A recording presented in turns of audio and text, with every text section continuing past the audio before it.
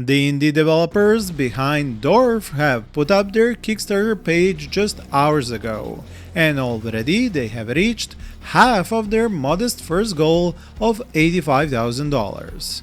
I was at my day job when I saw the page go up, and after a few minutes it was at 300, and I wanted to help fund it by getting one of the 8 Warmonger Supreme rewards, which were priced at $1,000, and gave you the option to design your own unit for the game, along with something like 15 other rewards. But by the time I left my workplace to go home, 3 people had already picked up this reward, and then there were 5 left. Then by the time I picked up my son from school, only 3 were left. And by the time I finished talking to my son about how to handle conflicts with his peers at school and sat down in front of my PC, no more Warmonger Supreme rewards were left. So what does this mean?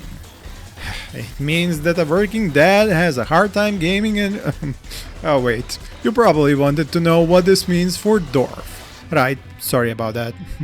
It means that RTS fans are ready and willing to throw their wallets at the screen, and that in the next 30 days we are going to watch as D.O.R.F. stretch goals are reached one by one.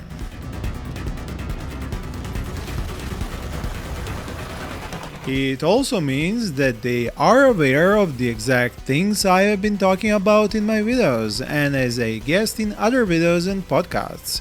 And that is the fact that quality storytelling in real-time strategy games costs a lot of money. As you can see by the stretch goals set by D.O.R.F.'s indie developers, localization costs, so they have to raise an additional $30,000 for that. Voice acting also costs a lot, so they need $35,000 more just for that.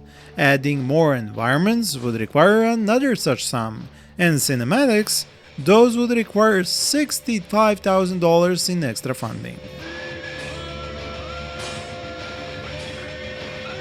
All put together, that is $400,000 for just the final stretch for a game without impressive modern graphics, made by a team of just 3 people and some helping hands. Because, and I quote from the bottom of the Kickstarter page, "Thankfully, a lot of the critical systems are already completed, or are at least 90% done. In the end, these systems will have comprised the bulk of the overall workload for completing D.O.R.F., and we managed that while working on this project part-time in lieu of proper funding." That means these incredibly talented people have already invested their time, money, sweat and tears worth 10 times what they are asking for, even when all stretch goals are combined. This project has its roots in drawings of just ideas basically all the way back in 2010, meaning over 15 years ago it was just scribbles on a page. But as time went by and RTS landscape at large changed, one of the devs found a way to use another RTS project, OpenRA, as a springboard for D.O.R.F. Then, as one of the developers working on OpenRA started to help out and develop new systems specifically for D.O.R.F. in 2021, things started to speed up. A third member joined in 2023 and began working on optimization and polishing the game's systems. This is about the time I first noticed this project and started to feature it in my own videos and online conversations about new and upcoming RTS games. Your own interest in the game exploded from there, and many supported the game's development on Patreon. Which brings us to today, and this campaign to start off from a goal of making 3 separate campaigns for each of the game's factions, along with online multiplayer, skirmish vs AI, and a map editor. If you don't remember the factions from my interview with the developer or my original video on D.O.R.F., which I will link up here and down in the description, these are the oppressive and authoritarian Union of Imperial States, the high-tech spacebound forces of the Collective, and the unyielding wasteland fighters of the war bands. Each is very unique in all of their aspects, including buildings, weapon systems, types of units, and battlefield tactics. The features which make up D.O.R.F.'s appeal and make it unique looking in the sea of new RTS game projects are its post-apocalyptic world, which you actively harvest for resources one piece at a time, including its nature and old world wrecks.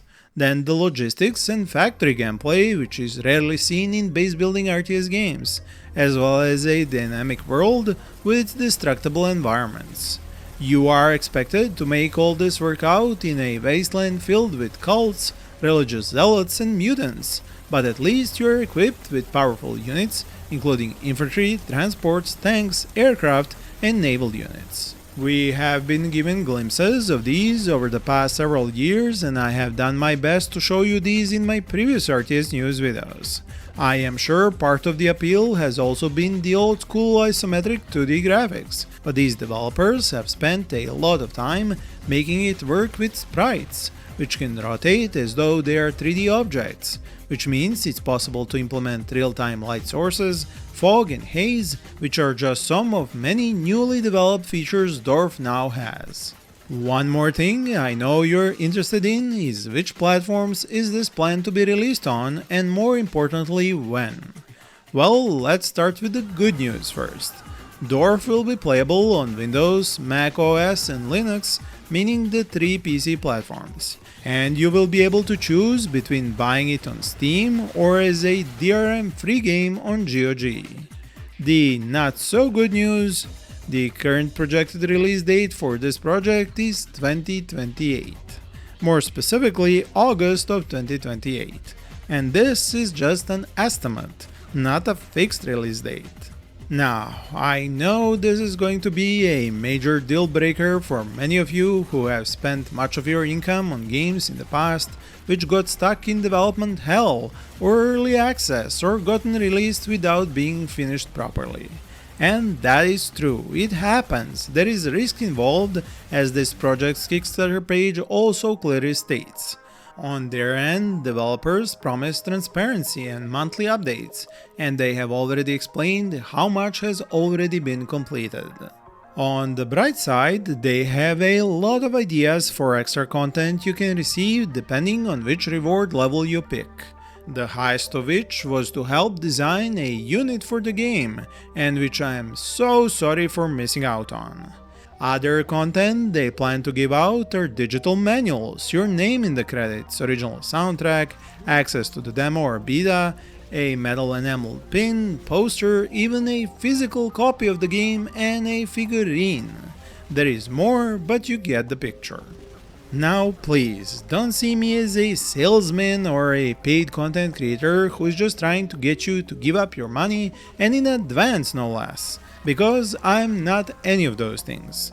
I am just an aging gamer dad, even though my wife keeps trying to convince me 38 isn't old, and I want my kid to have incredible childhood memories of playing amazing RTS games with his old man in co-op or multiplayer if and when possible.